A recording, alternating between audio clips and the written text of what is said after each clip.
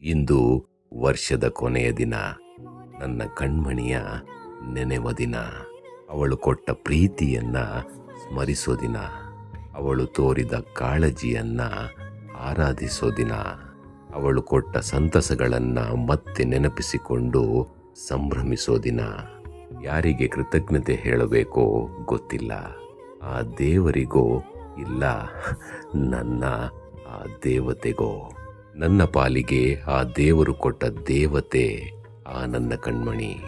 ತಾಯಿ ಪ್ರೀತಿಗಿಂತ ಶ್ರೇಷ್ಠ ಯಾವುದು ಇಲ್ಲ ಅಂತಾರೆ ಹಿರಿಕರು.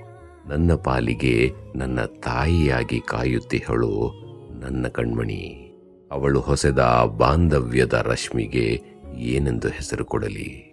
ಇಷ್ಟು ಮಾತ್ರ ಹೇಳಬಲ್ಲೆ, ನನ್ನ ಕಣ್ಮಣಿ, ನನ್ನ ಧಮನಿ, ನನ್ನ ರುಕ್ಮಿಣಿ.